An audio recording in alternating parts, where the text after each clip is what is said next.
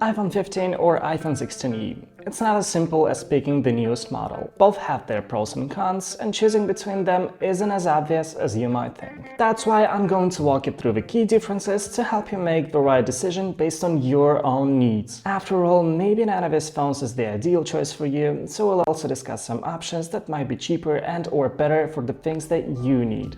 Look, I'm not trying to bore you with a spec sheet, so let's quickly go over the main differences. The iPhone 15 has a better camera, a better display, it charges faster, and it's got more color options. On the other hand, iPhone 16e has a better CPU, better battery life, more RAM, action button, and supports Apple Intelligence, if that matters to anyone. But how do these differences play out in real-world use? The answer is, it depends on what you need. So let's figure that out, starting with the camera. So the iPhone 16e has the same 48 megapixel main sensor that the iPhone 15 has, but it doesn't have optical image stabilization and action mode, which is not going to play a big role for photography, but for video, the difference will be noticeable. It also can't shoot in cinematic mode and lacks the ultra-wide lens, which is the reason why it can't shoot in cinematic mode. With just one lens, there's no accurate way for it to measure depth, so that also affects portrait mode, or its accuracy to be more precise. iPhone 15 has a cleaner background separation, and unlike the 16e, it automatically captures portrait shots without you having to manually switch portrait mode on. The 16e does have visual intelligence though, which the 15 does not.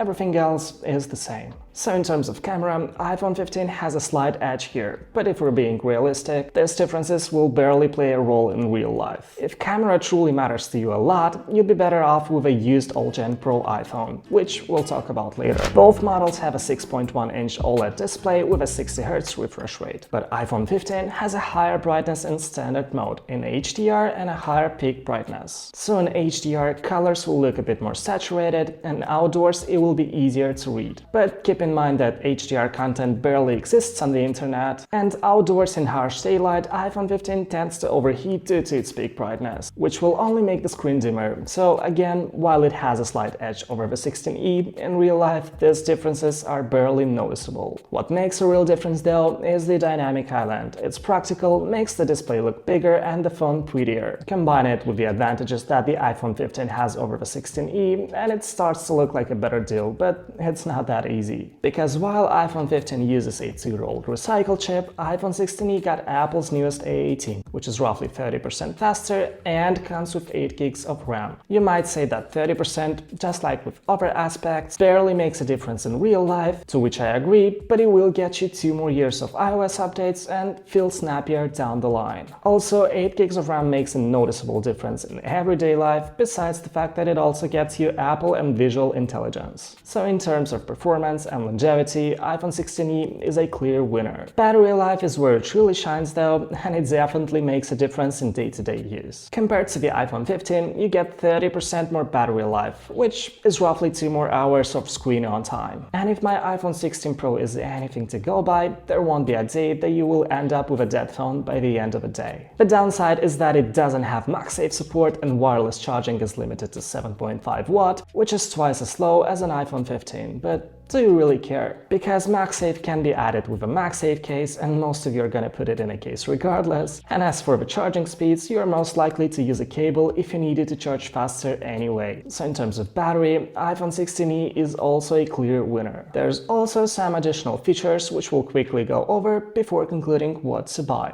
Like the action button replacing the mute switch, and the fact that iPhone 16e supports Apple Intelligence, which the 15 does not. But the iPhone 15 offers a wider range of colors other than just black and white. Having said that, let's get to pricing. iPhone 16e starts at $599 for 128 gigs, and iPhone 15 at $699 also for 128 gigs. But at this price, iPhone 15 is just not worth it. So let's assume you find one used or refurbished for the same price as the 16e. Which one should you buy then? Well, as I said, it depends on your needs, but in my own opinion, iPhone 16e is a better value for your money, especially since it not only excels in things that matter, but will also serve you for a few more years. But if you really need a few features that iPhone 15 does better, then I'd recommend buying a 14 Pro. Since you're buying used anyway, and the 14 Pro just excels in virtually everything over both of these iPhones, especially camera and display. If you want to know more about it, here's a few videos I've made.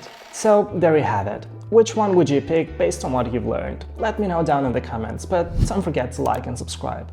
As always, thanks for watching, and I'll see you in the next one.